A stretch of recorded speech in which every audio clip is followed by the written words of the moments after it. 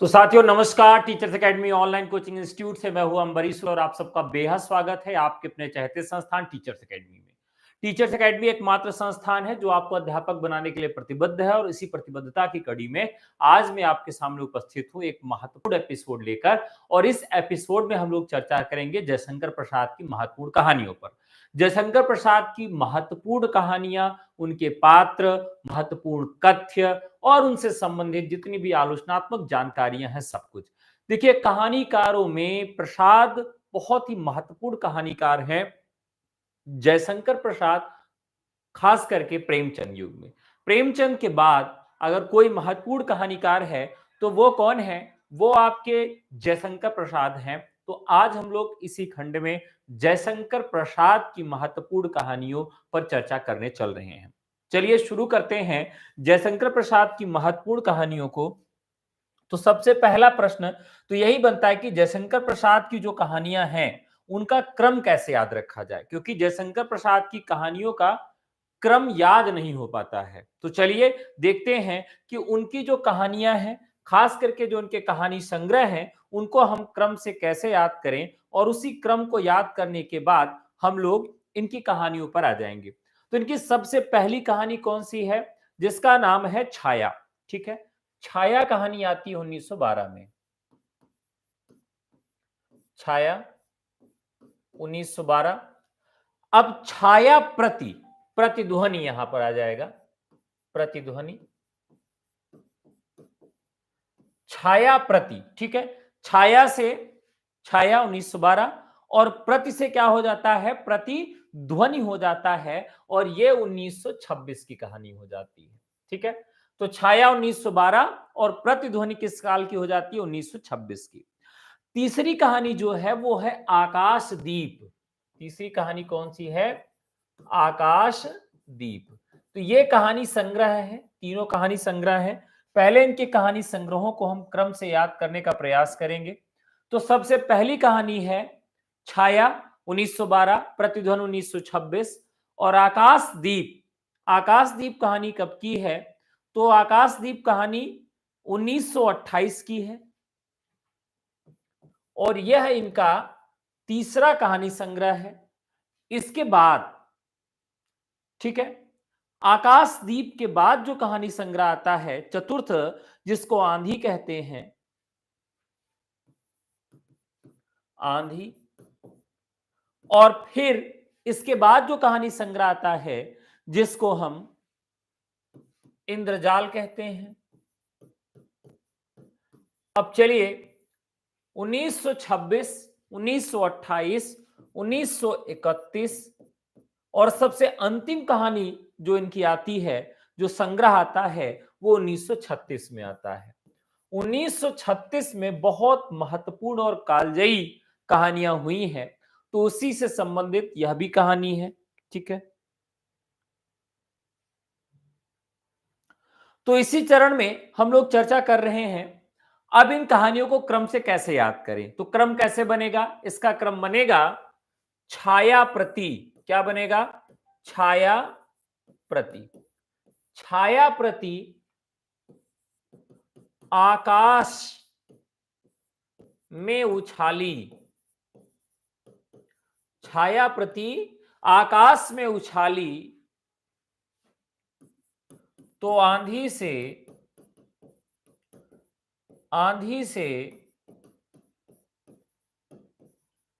इंद्र डर गए।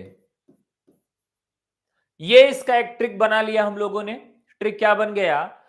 छाया प्रति आकाश में उछाली तो आंधी से इंद्र डर गए।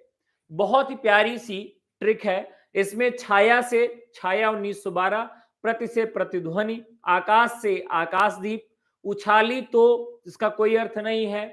आंधी, आंधी से क्या हो जाएगा? आंधी 1931 और इंद्रजाल से इंद्र। तो यहां पर इन कहानियों का जो है वो क्रम हो गया। अब इन कहानियों का हमने क्रम बना लिया। ठीक है, छाया, प्रतिध्वनि, आकाशदीप, आंधी, इंद्रजाल, एक ट्रिक बना लिया। अब प्रश्न ये उठता है कि किस कहानी संग्रह में कौन कौन सी और कितनी कहानियां संकलित हैं। तो अगला जो हमारा पॉइंट है वो यही है, चलिए उसको भी इंक्लूड कर लेते हैं। प्रमुख कहानी संग्रहों में कहानी संग्रहों की कहानियां। अब जो प्रमुख कहानी संग्रह हैं उनकी जो कहानियां हैं हम लोग यहां पर उसको नोट कर लेंगे। यह बहुत ही महत्वपूर्ण प्रश्न है कि कौन सी कहानी उनकी किस संग्रह से ली गई है। प्रश्न यहीं पे गलत हो जाता है, तो कौन सी कहानी किस संग्रह से ली गई है यह हमें इसमें देखना है। तो चलिए शुरू करते हैं कि कौन सी कहानी किस संग्रह से लेनी है।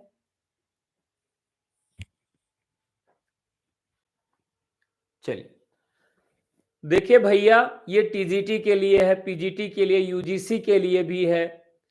अब आप लोग ये इस अवस्था में आने के बाद ये अगर पूछे कि सर ये किस लेवल का है, तो थोड़ा सा संशय होता है कि आप सजग नहीं हैं। पाठ्यक्रम एक बार देख लीजिए, पाठ्यक्रम में अपने आप आपको दिख जाएगा। प्रीवियस ईयर क्वेश्चन पेपर देख लीजिए, उसमें भी आपको समझ विकसित हो जाएगी, तब आप तैयारी करने आइए। अगर आपके मन में अगर ये प्रश्न उठ रहा है कि ये टीजीटी के लिए है कि नहीं है, तो इसका मतलब अभी तक आप सीरियस नहीं अपने पढ़ाई को लेकर। अपने पढ़ाई को लेकर सीरियस कब होंगे? जिस दिन ये प्रश्न समाप्त हो जाएगा और अपने आप आपको मालूम चल जाएगा कि हाँ, ये हमारे लिए महत्वपूर्ण है कि नहीं है, ये हमारे कोर्स के लिए महत्वपूर्ण है कि नहीं है। जिस दिन अपने आप आपको ये मालूम चल जाएगा, उस दिन समझिएगा कि आपकी तैयारी शुरू हुई है। और जब तक आपको ये पूछना पड़ता है, तब तक आप ये समझिए कि आपकी तैयारी में भी बहुत कमी है, अभी आप शुरुआत अच्छे से नहीं किए हैं।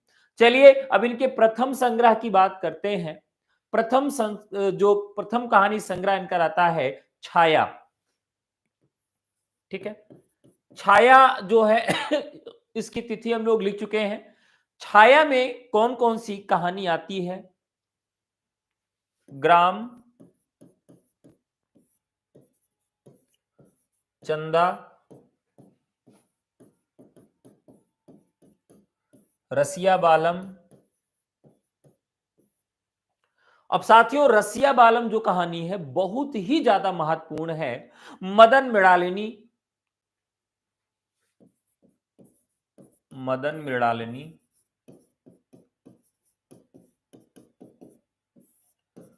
एवं तानसेन। ठीक है, अब देख लीजिए ये पूरी कहानियां हो गई जो छाया में संकलित हैं। ग्राम, चंदा, रसिया बालम, मदन मृणालिनी एवं तानसेन। अब इन कहानियों में हम देखते हैं कि कौन सी कहानी इनकी ज्यादा चर्चित है और कौन सी कहानी इनकी ज्यादा महत्वपूर्ण है इस संकलन में। तो सबसे पहले कहानी की चर्चा करते हैं ग्राम।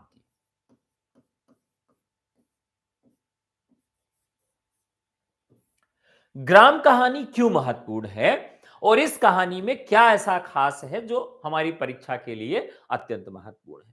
दरअसल ग्राम कहानी सबसे पहला यही पूछा जाएगा कि कहां प्रकाशित होती है। ठीक है, तो इंदु में 1910 सितंबर में प्रकाशित होती है। 1910 इंदु पत्रिका, सितंबर।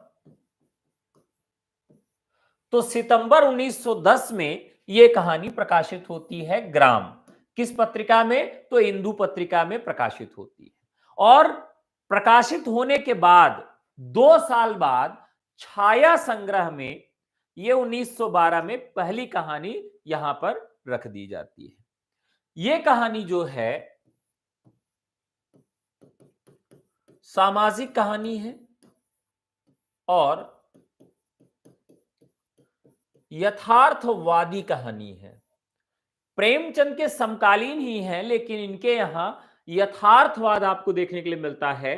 तो सामाजिक और यथार्थवादी यहां पर दो तरह से आप देख सकते हैं कि कहानियां देखने के लिए मिलती हैं।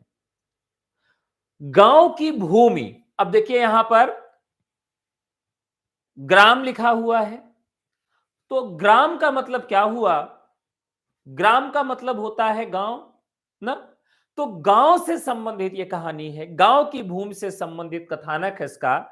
इसमें मोहनलाल द्वारा गांव का रास्ता भूल जाना और उस परिवार से आतिथ्य पाना जिस परिवार का शोषण करके उसके पिता ने उसके पिता ने एक परिवार का शोषण किया था, और उसी परिवार के यहां वो गांव में रास्ता भूलकर पहुंच जाता है और उसका आतिथ्य सत्कार बहुत होता है। अंत में उसे अपराध बोध होता है और अंत में यह कहानी समाप्त हो जाती है। तो यह कहानी, इस पर ग्राम कहानी, एक बांग्ला कहानी का प्रभाव है इस पे, बांग्ला कहानी का प्रभाव।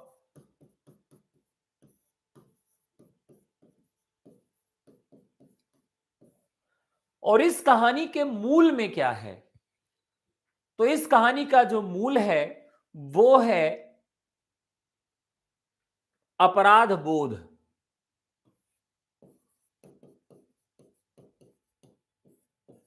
इस कहानी का मूल क्या है? वह अपराध बोध है। ठीक है, तो मोस्ट इंपॉर्टेंट कहानी थी, ये हम लोगों ने कर लिया। नेक्स्ट कहानी चलते हैं। अगली इसी संकरण में जो कहानी है, चंदा।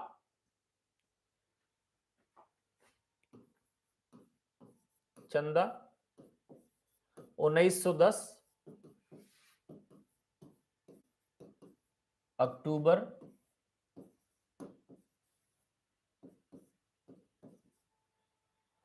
हिंदू पत्रिका।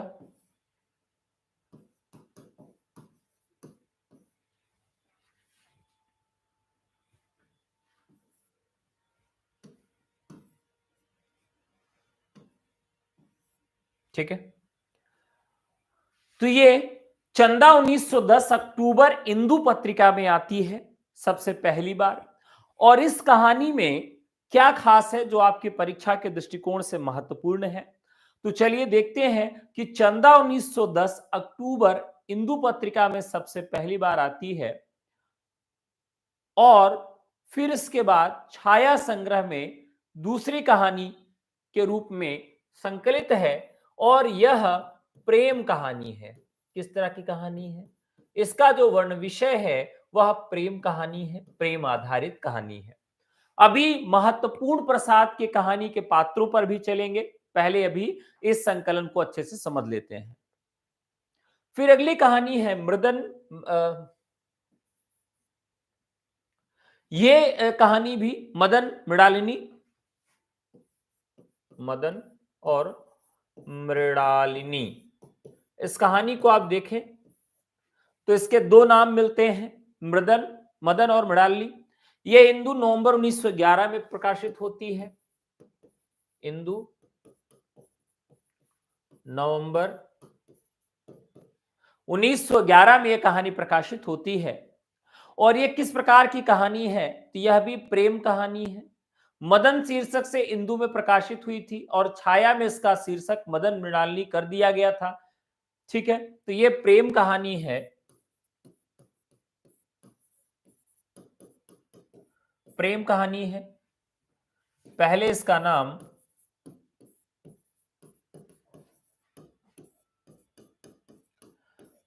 तो जब पत्रिका में कहानी छपी थी तो उस समय इस कहानी का नाम जो था वो मदन था, मदन था,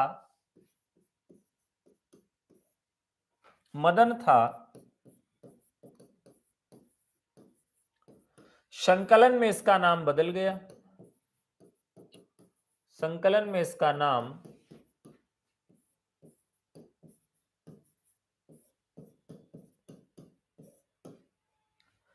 जब संकलन आता है तो संकलन में इसका फाइनल में नाम, अंतिम में नाम बदल जाता है।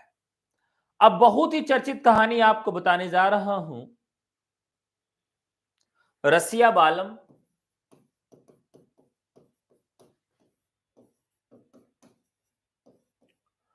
यह कहानी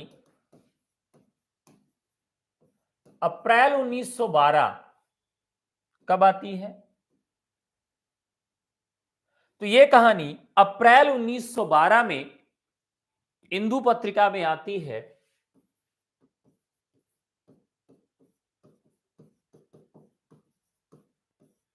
अप्रैल 1912 इंदु पत्रिका में यह कहानी आती है, ठीक है, रसिया बालम। और एक प्रेम कहानी है, ठीक है, ये राजस्थान की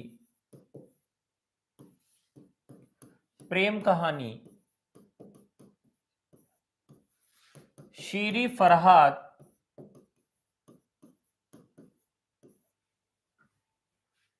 पर आधारित है।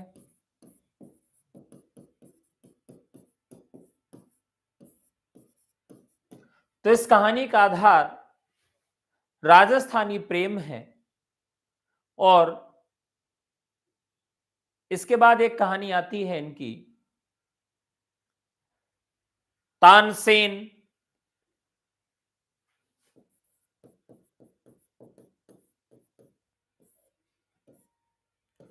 1912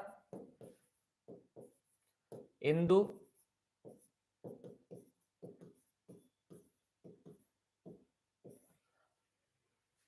1912 इंदु अक्टूबर के अंक में एक कहानी आती है तानसेन। ये मुगल कालीन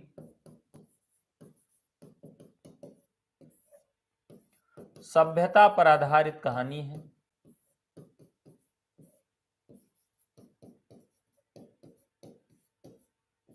ठीक है, तो ये तो पहले कहानी संग्रह की कुछ महत्वपूर्ण कहानियां हैं। ठीक है,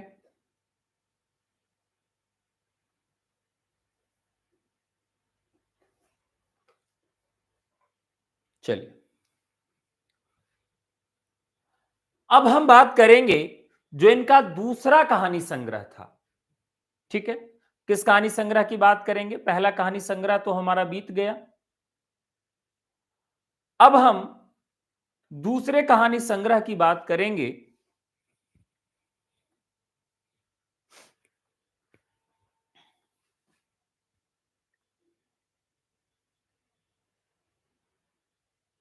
ठीक है, तो पहला कहानी संग्रह के बाद दूसरा कहानी संग्रह, दूसरा जो आता है छाया। छाया के बाद द्वितीय संस्करण, और इसमें जो कुछ परिवर्तित कहानियां आती हैं, जिसमें जहां आरा एक कहानी है जो काफी चर्चित है, उसकी भी चर्चा करेंगे। क्योंकि प्रेमचंद की आज हम सभी कहानियों के बाद जयशंकर प्रसाद की कहानियों पे चर्चा हम लोग आज कर रहे हैं। जयशंकर प्रसाद की कहानियों पे चर्चा जारी है। प्रतिध्वनि,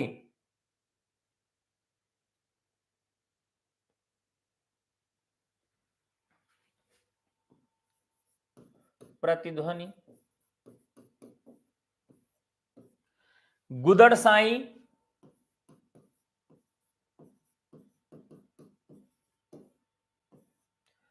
ये जो कहानी है इनकी, ये बहुत चर्चित कहानी है। कहानी का नाम क्या है? गुदड़ साई है। ये कहानी इनके ख्याति का एक आधार बनती है। तो इस कहानी को आप जरूर याद रखिएगा, ये काफी चर्चित और महत्वपूर्ण कहानियों में से एक है। फिर दूसरी कहानी इसी में आती है गुदड़ी में लाल।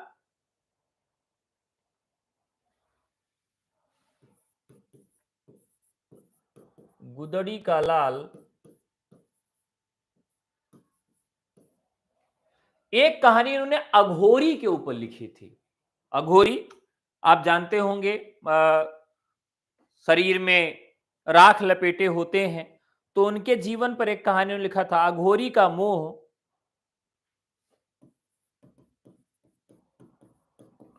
अघोरी का मोह, पाप का पराजय,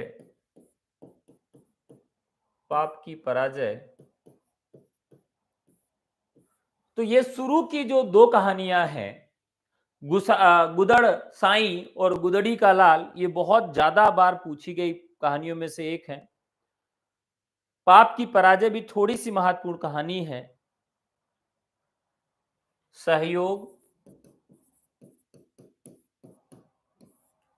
एक कहानी इनकी है पत्थर की पुकार।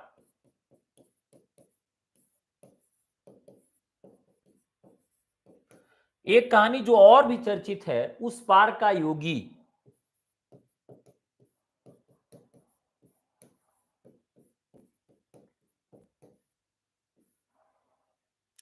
उस पार का, उस पार का योगी। ठीक है, ये कहानियां हो गई। तो अब देखें पत्थर की पुकार, ये भी कई बार पूछी गई कहानी है, इस पे भी चर्चा करेंगे। करुणा की विजय। करुणा की विजय।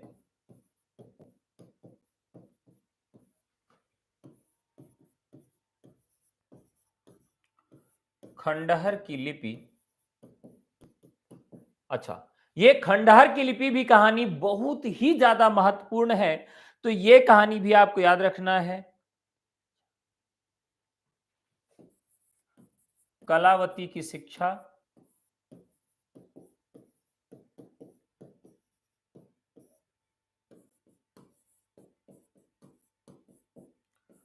चक्रवर्ती का स्तंभ। अच्छा, ये कहानी कलावती की शिक्षा कम पूछी गई है, लेकिन ऑप्शन में रख दिया जाता है। दुखिया।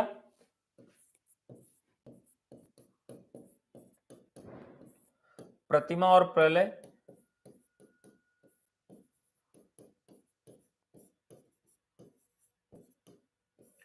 ये प्रेमचंद की इस संग्रह की कुछ महत्वपूर्ण कहानियां हैं।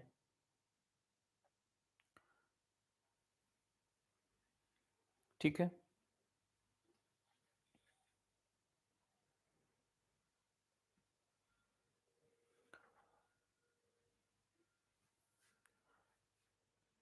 अब यहां पर मैं आपको बता दूं थोड़ी सी चीज, कि जैसे हमने इनका पहला संग्रह देखा था, छाया। तो छाया का जब दूसरा संस्करण आता है, संस्करण का मतलब है कि एक बार पूरी कहानी छप जाती है एक पुस्तक के रूप में, और उसी का जब दोबारा प्रकाशन कराया जाता है उसी पुस्तक का, तो संस्करण बदल जाता है। तो द्वितीय संस्करण में छाया के कुछ और कहानियां जुड़ी थी, उनकी भी चर्चा पहले कर लेते हैं। छाया का द्वितीय संस्करण, जब छाया कहानी का संग्रह का द्वितीय संस्करण आता है, तो उसमें कौन कौन सी कहानियां आती हैं? जहां आरा।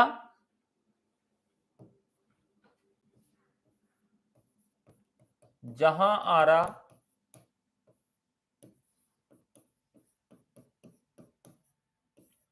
एक कहानी इसी में आती है शरणागत। शरणागत महत्वपूर्ण कहानी है, इसको देख लीजिएगा। अशोक।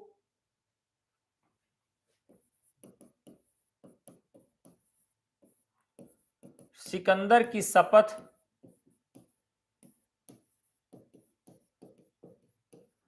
प्रसाद का झुकाव इतिहास की तरफ काफी था, इसीलिए उन्होंने इस तरह की कहानियां भी लिखी हैं।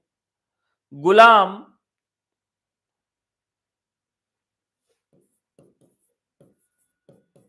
गुलाम।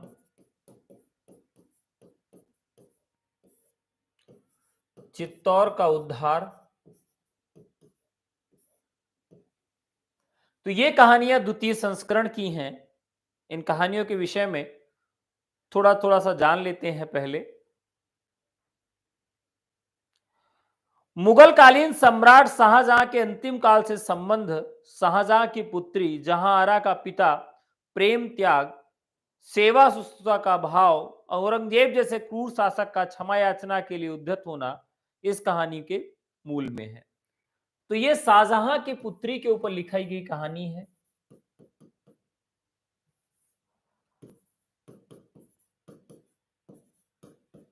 शाहजहां की पुत्री के ऊपर यह कहानी लिखी गई है। शरणागत मोस्ट इंपॉर्टेंट कहानी है, परीक्षा में भी खूब पूछी गई है। यह कहानी 6 खंडों में विभक्त है, 6 खंडों में है।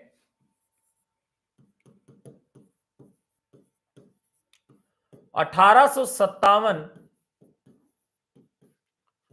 के विद्रोह की कहानी है। शरणागत 1857 के विद्रोह की कहानी है और बहुत ही ज्यादा महत्वपूर्ण कहानी है ये। अशोक कहानी जो है, ये कहानी भी अशोक की नृशंस आज्ञा, जैन का सिर काट लाया जाएगा, पुरस्कृत किया जाएगा, कुड़ाल प्रसंग, हत्याकांड, खोए हुए वीता शोक की स्वप्राप्ति, इस प्रकार से शोक से अशोक के अहिंसावादी होने की कथा जो है, तो यहां लिखेंगे हिंसा से अहिंसावादी होने की कथा। अशोक पहले बहुत हत्यारा था, बहुत सारे लोगों का गला काटा, बहुत सारे लोगों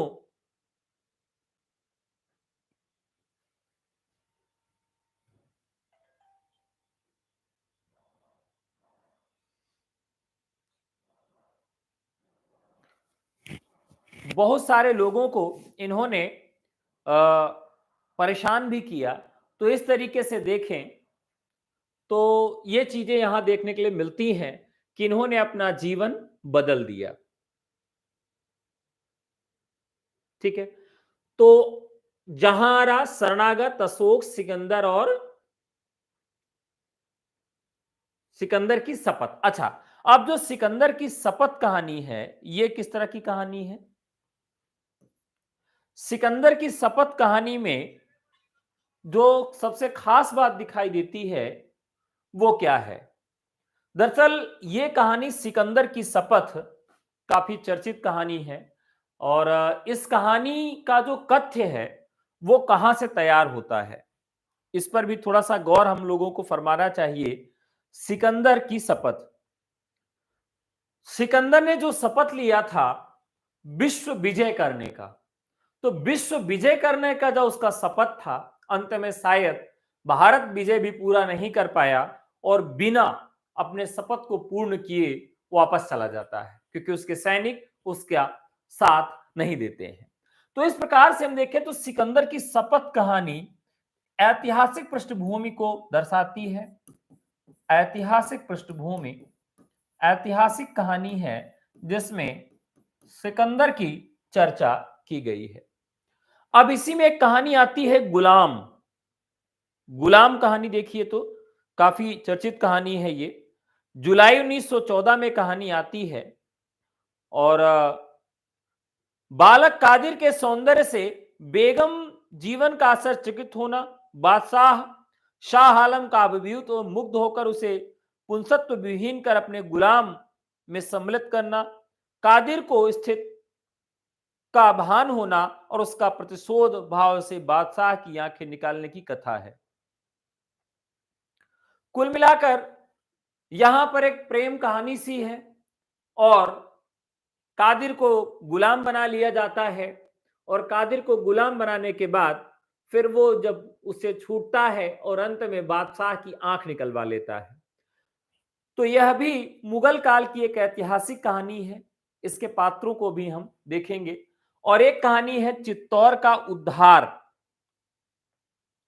चित्तौड़ के शासक मालदेव द्वारा अपनी विधवा कन्या का विवाह शत्रु राणा से अपमानित करने के उद्देश्य से वो करना चाहता है। राजकुमारी को सिसोदिया कुल के दीपक का राणा हमीर की सैया को कलंकित न करना, राणा हमीर द्वारा उसे सम्मान पूर्वक साधर्मणी स्वीकार करना, कृतज्ञता से पुरस्कार स्वरूप राजकुमारी का चित्तौड़ जाकर पिता मालदेव की अनुपस्थिति चित्तौड़ का शासन में उसे सुपुर्द कर देना, ये सारी घटनाएं चित्तौड़ के उद्धार में मिलती हैं। तो यह भी कहानी ऐतिहासिक पृष्ठभूमि पर लिखी गई है। ठीक है, तो अब हम आगे बढ़ते हैं और आगे की उन कहानियों की तरफ चलते हैं जो दूसरे संकलन में कहानियां मिलती हैं।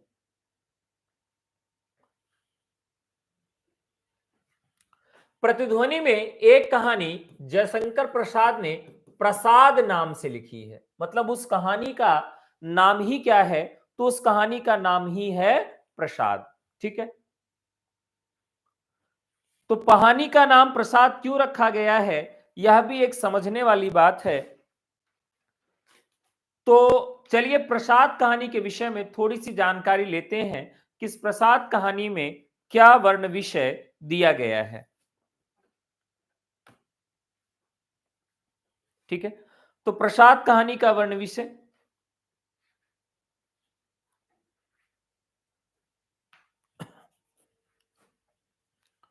दरअसल जो ये प्रसाद कहानी है,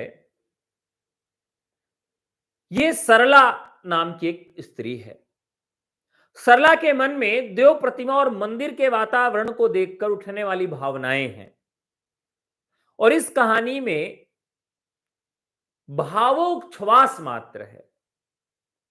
मतलब देव मंदिरों में जिस तरह का माहौल है, उस माहौल को बयां करने वाली ये कहानी है प्रसाद। कहानी का नाम ही है प्रसाद। एक कहानी है गुदड़ साईं। गुदड़ साईं, गुदड़ साईं कहानी का कथ्य क्या है? गुदड़ साईं के चरित्र पर आधारित कहानी है, और यह कहानी का जो मूल स्वरूप है वो कहानी कम रेखा चित्र अधिक लगता है। किस तरह लगता है? रेखा चित्र अधिक लगता है, कहानी कम लगता है। गुदड़ साईं के ऊपर लिखी गई कहानी है। फिर एक कहानी इनकी और जो इसी में आती है, पत्थर की पुकार। मतलब आप इस कहानी को जितनी बार कह लें महत्वपूर्ण उतना ही कम है। पत्थर की पुकार मोस्ट इंपॉर्टेंट कहानी है। पत्थर की पुकार की कहानी में क्या मिलता है? रविंद्र की महान कृति क्षुधित पाषाण के समान है। रविंद्र की एक कहानी है जिस कहानी का नाम है क्षुधित पाषाण। तो यह कहानी क्षुधित पाषाण के तर्ज पर लिखी गई है। इसमें विमल नाम का एक पात्र है जो कि कल्पना में प्रस्तर खंड का रुदन सुनकर दरिद्र शिल्पी से प्रस्तर खंड को मूर्ति में नहीं बदलने का क्रोध भाव व्यक्त करता है।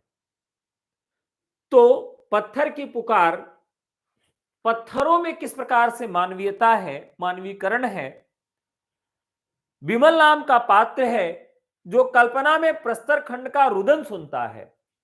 ऐसा सुनता है कि पत्थर रो रहे हैं, और वो निर्णय लेता है कि वो, क्योंकि शिल्पी है, तो निर्णय लेता है कि मैं अब इस पत्थर में मूर्ति को नहीं उकेरूंगा। तो एक प्रकार की कहानी इस तरह से घटित होती है। इसी तरह से एक कहानी और है करुणा की विजय।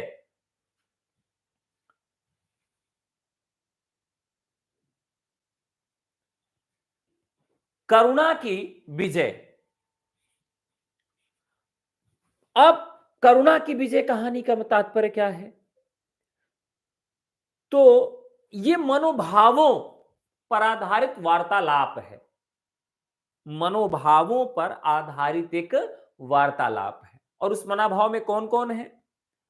तो इसमें करुणा, दरिद्रता और अभिमान। करुणा, दरिद्रता और अभिमान तीनों का आपस में वार्तालाप है, और यही कहानी में मिलता है। अब जिस कहानी की मैं चर्चा करने जा रहा हूं वो कहानी बहुत ही महत्वपूर्ण है, और कहानी का नाम है खंडहर की लिपि। कहानी का नाम क्या है? खंडहर की लिपि। खंडहर की लिपि जो कहानी है ये क्यों महत्वपूर्ण है? तो लेखक का भावोच्छ्वास है। मतलब क्या भाव लेखक का है? तो कहानी में लेखक अपने भावों को अभिव्यक्त करता है, और यह कहानी ऐतिहासिक पृष्ठभूमि पर लिखी गई है। ठीक है, फिर इसके बाद आती है कहानी कलावती की शिक्षा। तो कलावती की शिक्षा पारिवारिक परिवेश है और इस कहानी में श्याम सुंदर दास की पत्नी है। पुतली के माध्यम से, जिनका नाम है, स्त्रियों को आधुनिक शिक्षा देने और उन्हें आधुनिक बनाने की सलाह दी गई है। श्याम सुंदर है दास, उनकी पत्नी के माध्यम से स्त्री शिक्षा की वकालत इस कहानी में की गई है। अगली कहानी है चक्रवर्ती का स्तंभ।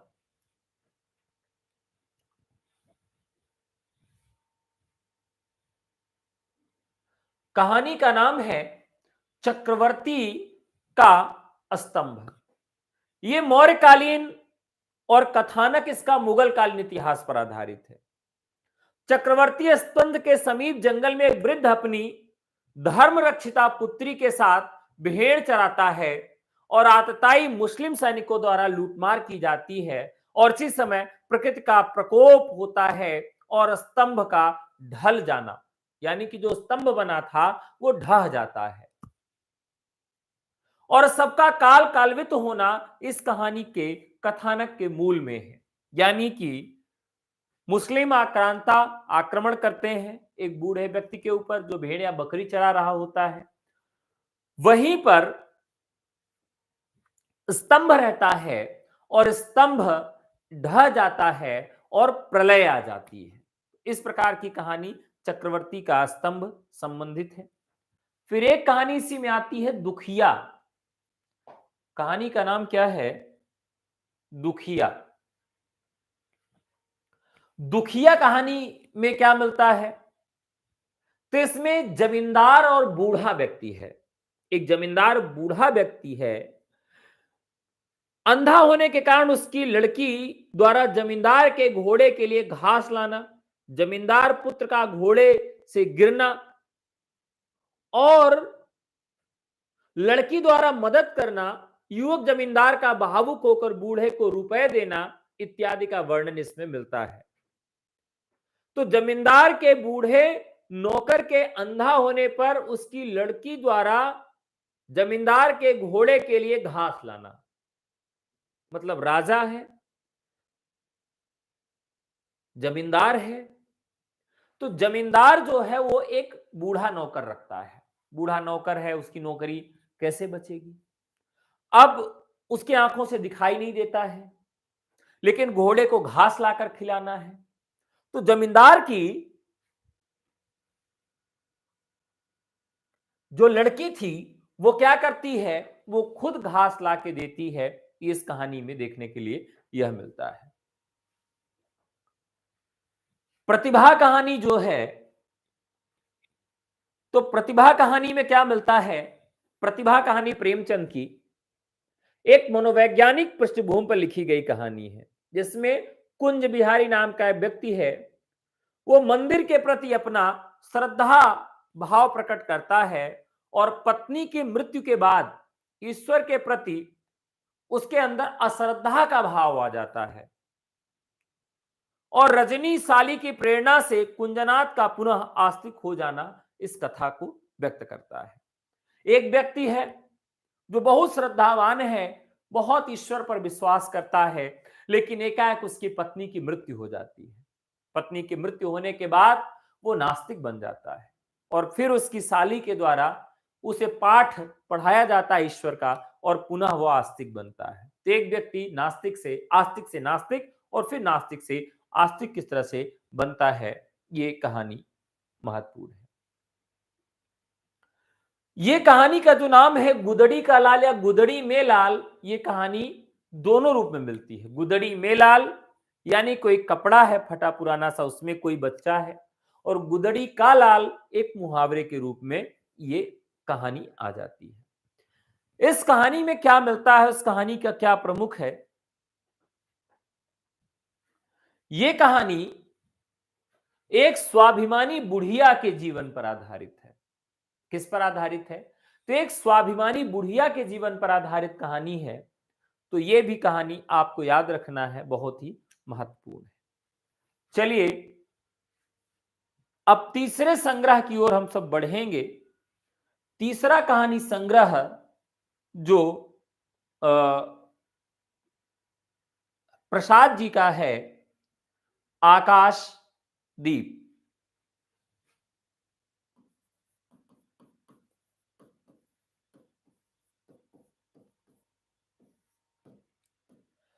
आकाशदीप जो कहानी है एक संग्रह के रूप में आप जानते हैं, तीसरा संग्रह है प्रसाद जी का। इसमें ज्यादा कहानियां हैं। कौन कौन सी है? आकाशदीप, पहली कहानी आकाशदीप।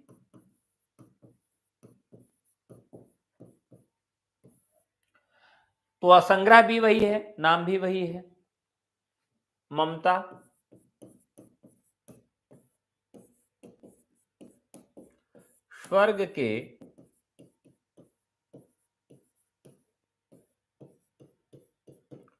स्वर्ग के खंडहर में, यह कहानी भी इनकी काफी महत्वपूर्ण है। आकाशदीप, ममता। स्वर्ग के खंडहर में समुद्र संतरण,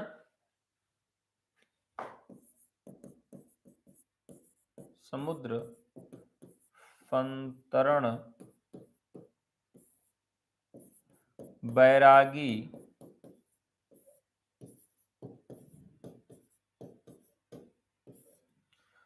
अब देखिए जो बंजारा कहानी है, बंजारा आप जानते होंगे, अब तो दिखते ही नहीं है। पहले गांव गांव ये बगल अपना टेंट वेंट गाड़ लेते थे और जाके गांव में भिक्षा मांगते थे।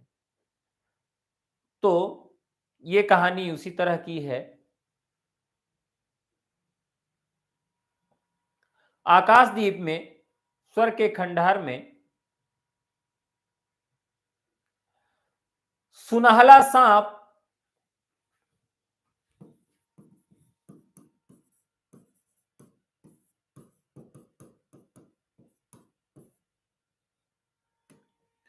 सुनहला सांप भी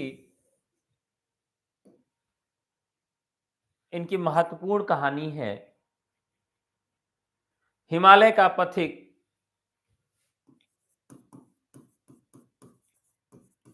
हिमालय का पथिक, हिमालय का पथिक भी थोड़ी सी महत्वपूर्ण कहानी है। भिखारिनी,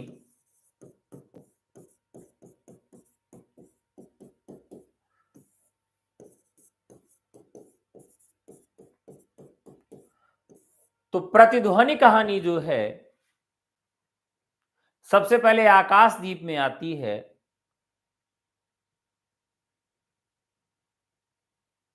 कला देवदासी, मोस्ट इंपॉर्टेंट कहानी है देवदासी। चूड़ी वाला, तो ये कहानी भी इनकी बहुत महत्वपूर्ण है। चूड़ी वाला। अपराधी,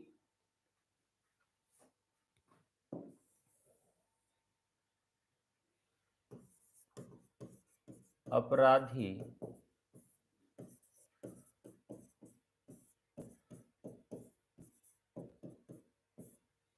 अपराधी प्रणय चिन्ह भी एक महत्वपूर्ण कहानी है। रूप की छाया, रूप की छाया, ज्योतिषमती,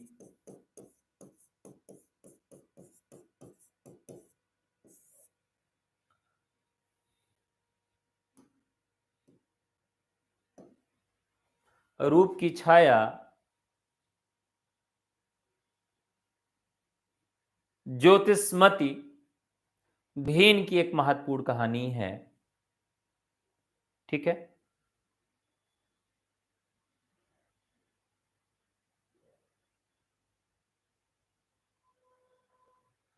रूप की छाया, ज्योतिषमती।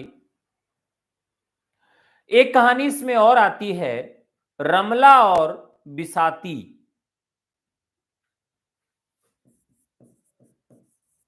रमला और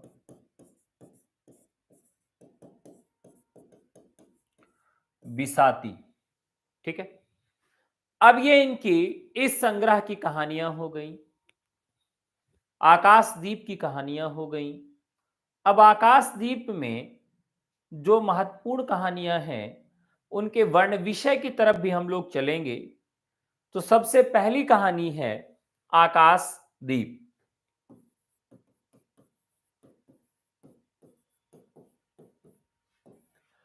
आकाशदीप कहानी में क्या मिलता है?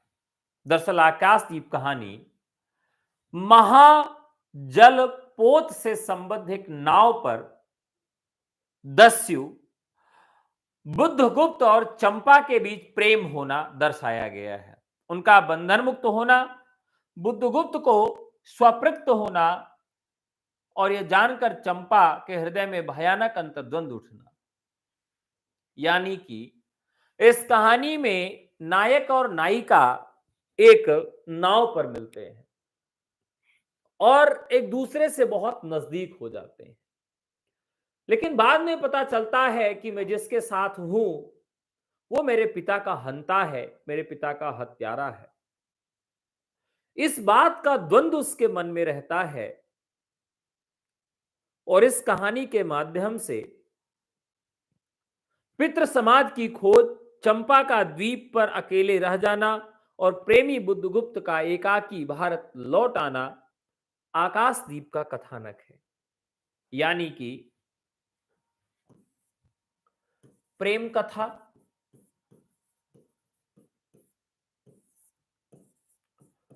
प्रेमिका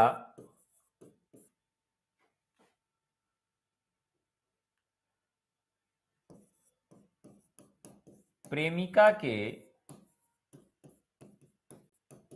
पति का हत्यारा होना। तो ये नाव में घटित एक प्रेम कहानी है आकाशदीप। ठीक है। इसी तरह से एक कहानी है ममता। ममता के नाम से आप देखें तो प्रेमचंद जी ने भी एक कहानी लिखी है।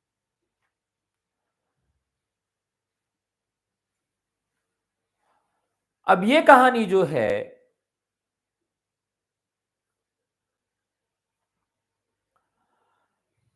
ऐतिहासिक कहानी है और इस ऐतिहासिक कहानी में एक विधवा ब्राह्मणी से कहानी चालू होती है।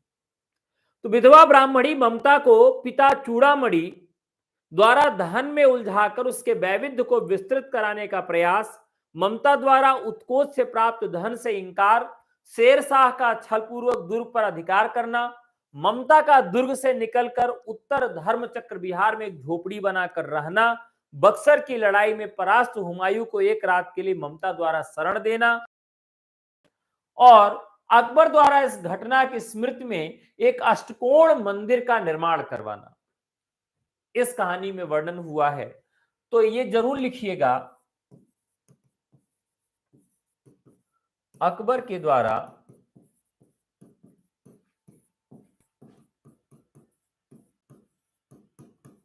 अष्टकोण मंदिर निर्माण की कथा इसी कहानी से ली गई है। इसी तरीके से एक इनकी कहानी है सुनहला सांप। कहानी का नाम क्या है? सुनहला सांप। सांप कैसा है? सुनहला है। कहानी आपको सुनने में ही लग रही है कि कहीं ये मनोवैज्ञानिक कहानी तो नहीं है। तो जी हां, ये एक मनोवैज्ञानिक कहानी है सुनहला सांप।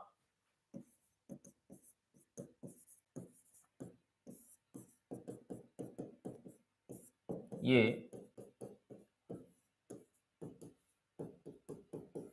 इनकी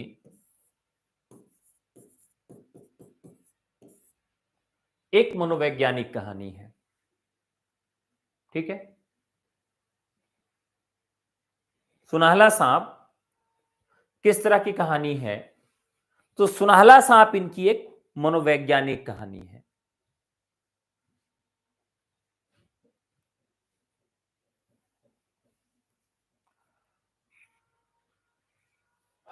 ठीक है।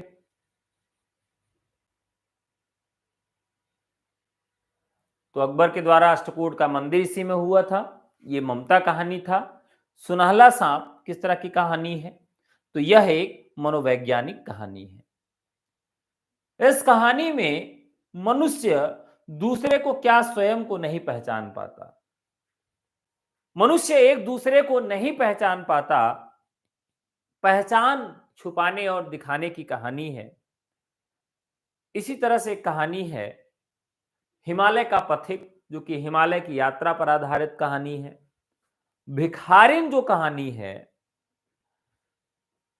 तो इसमें रूढ़िवादी व्यक्तियों को दान स्नान इत्यादि का चित्रण हुआ है।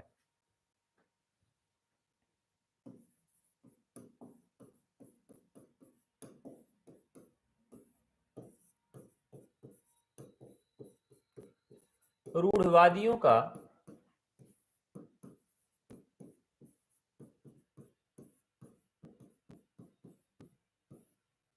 इस कहानी में रूढ़िवादियों का दान और स्नान क्या बताया गया है। दान और स्नान किस प्रकार से लोगों को, कई बार वो जरूरी नहीं होता है,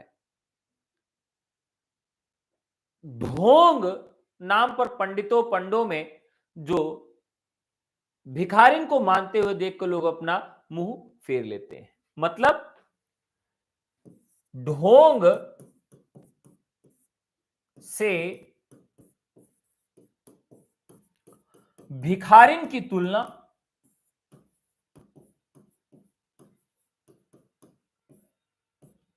तो एक तरफ तो यहां भिखारिन है जिसे लोग भिक्षा नहीं देते हैं, वो आती तो मुंह फेर लेते हैं, और दूसरी तरफ कुछ पुंडे पुजारी हैं जो ढोंग रचते हैं और उन्हें लोग बहुत सारा चीज दे देते हैं दान में। तो दोनों में तुलना की गई है भिखारिन कहानी के माध्यम से। ठीक है,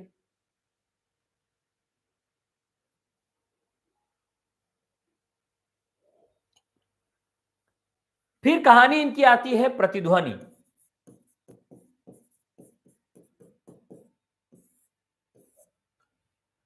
प्रतिध्वनि कहानी में क्या मिलता है, मनोवैज्ञानिक कहानी है।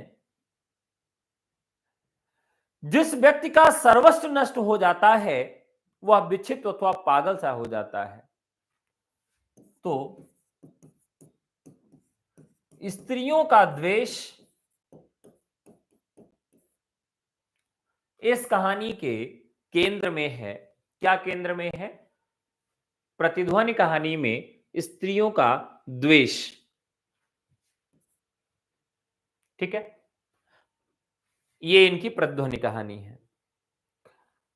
देवदासी कहानी,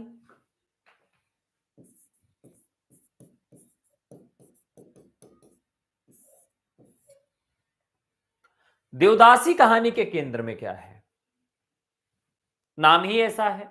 देवदासी का मतलब है कि जो मंदिरों में रहकर सेवा सत्कार का काम करती हैं वो देवदासियां कहलाती हैं। बचपन में ही उनके माता पिता मंदिरों को दान दे देते हैं। देवदासी प्रथा पर आधारित कहानी है। सौंदर्य, प्रेम, दुख और करुणा के भावों का प्रकटीकरण यहां पर किया गया है और दक्षिण भारत के मंदिरों की कहानी है।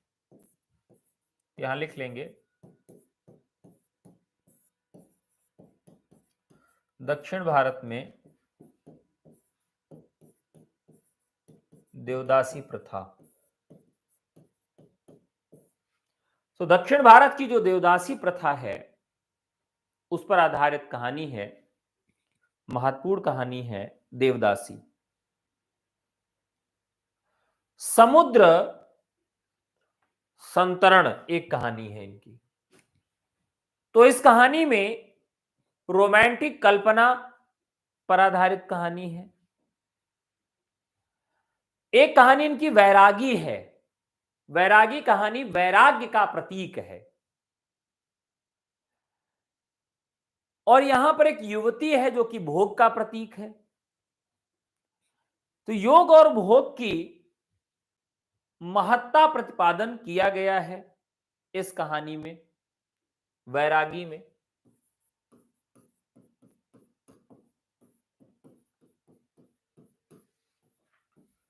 योग और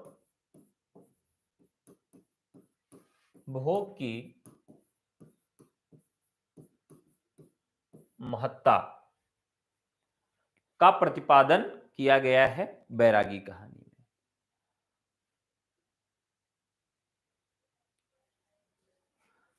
एक कहानी है बंजारा। इस कहानी में मनोवैज्ञानिक प्रेम दर्शाया गया है।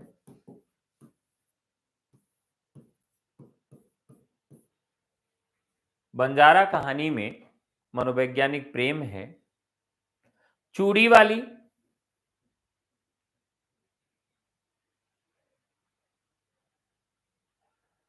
ये बहुत महत्वपूर्ण कहानी है। तो दरअसल चूड़ी वाली जो होती है, चूड़ी वाली का तिरस्कार कर देते हैं। कौन कर देता है? विजय कृष्ण की पत्नी। एक विजय कृष्ण है, विजय कृष्ण की पत्नी का चूड़ी वाली को तिरस्कार, और अंत में यही विजय कृष्ण शादी भी कर लेते हैं चूड़ी वाली से।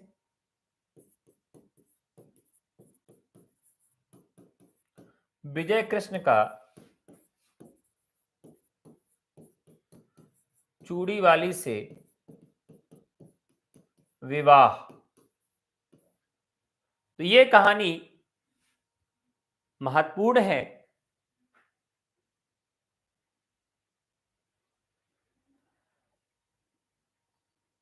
यक्षमा पीड़ित कुलवधू थी जिसकी मृत्यु हो जाती है, जिसके कारण वो इससे विवाह कर लेते हैं।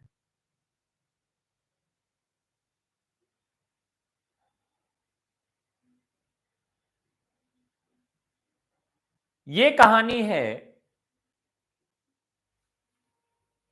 एक अपराधी कहानी।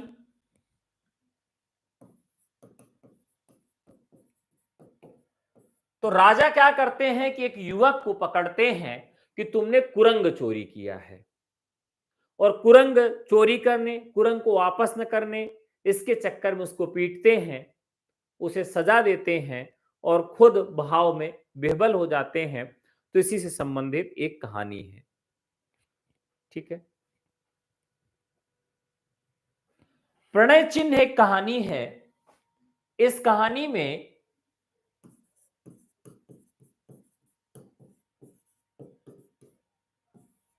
लोक गीतों का प्रयोग किया गया है। प्रणय चिन्ह जो कहानी है, इसमें लोकगीतों का प्रयोग किया गया है। रूप की छाया, रूप की छाया जो इनकी कहानी है, इसकी जो नायिका है वो सरला है। वो रूपवान है, अध्ययनरत है, और अध्ययनरत शैलनाथ को देखकर इस बात का भ्रम होता है कि उसके साथ उसका बाल विवाह हुआ था। शैलवान का सरला के घर को छोड़कर अन्यत्र आश्रय की खोज में चले जाना। तो एक लड़की है जो उसी के घर में किराए पर रहने वाला जो पढ़ने वाला लड़का है, उसके साथ कल्पना कर लेती है कि मेरा इसके साथ बाल विवाह हुआ था, और उसकी तरफ आकृष्ट हो जाती है। और अंत में जब उसको यह बात मालूम चलती है, वो लड़का घर छोड़कर चला जाता है। तो ये कहानी रूप की छाया इस तरह से है। ज्योतिषमती जो कहानी है, यह आकाशदीप की भांति है। कहानी का कथानक आकाशदीप की भांति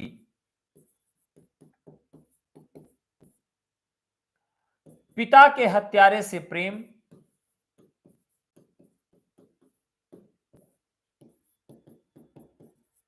आकाशदीप की भांति पिता के हत्यारे से प्रेम इस कहानी के केंद्र में है, ज्योतिषमती में। और बिसाती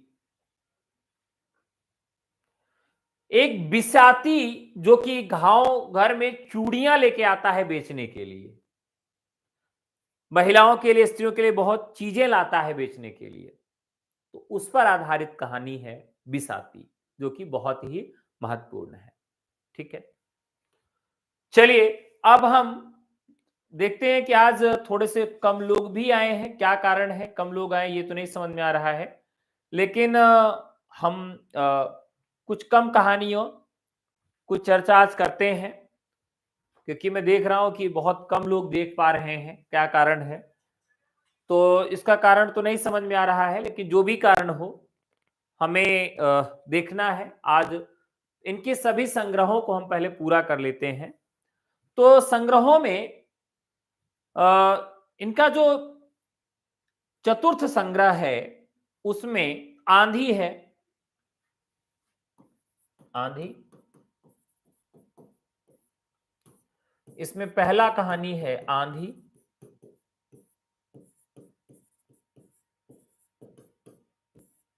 दूसरा कहानी है मधुआ, दासी,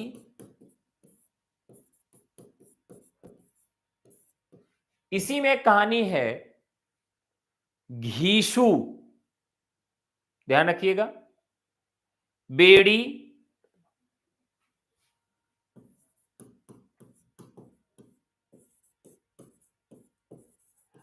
एक कहानी है इनकी व्रतभंग। ठीक है, ग्राम गीत,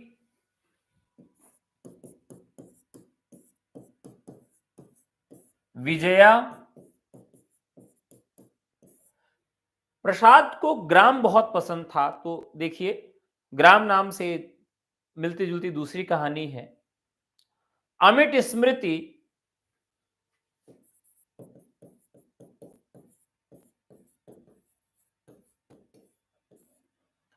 एक कहानी पुरस्कार के साथ जोड़कर लिखी है इन्होंने, नीरा और पुरस्कार।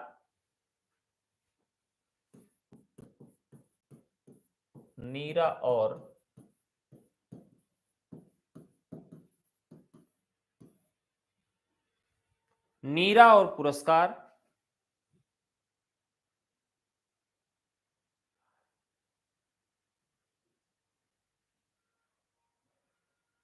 तो ये नीरा अलग कहानी है और अलग कहानी है, और पुरस्कार अलग कहानी है। ठीक है, तो ये तीनों कहानियां इनकी अलग अलग हैं। इसमें पुरस्कार कहानी बहुत चर्चित है, इस कहानी के विषय में आपको बताएंगे। तो ये आंधी में संकलित कहानियां हैं। और अंतिम कहानी संग्रह इंद्रजाल जो आता है उसमें भी देख लेते हैं।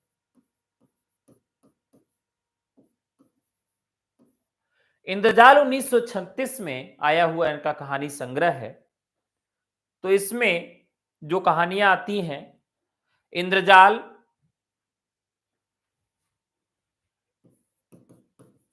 सलीम,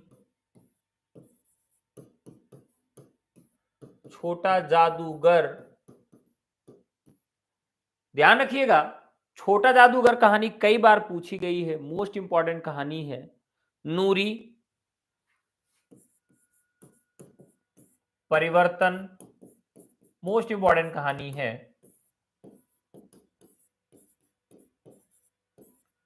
इसी तरह से महत्वपूर्ण कहानी है संदेह। ठीक है, ठीक है। अच्छा, अब इसमें भीख में चित्र वाले पत्थर, भीख में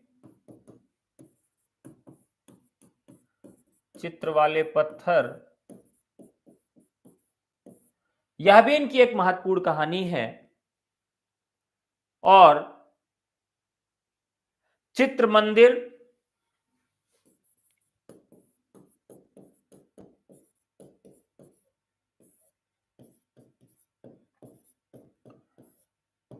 गुंडा,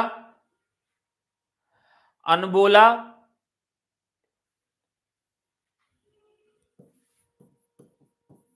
अनबोला, विराम चिन्ह, आप लोग कमेंट करके बताएंगे कि विराम चिन्ह के नाम से और किसकी रचना है, क्योंकि ये बहुत महत्वपूर्ण है। विराम चिन्ह, साल्वती,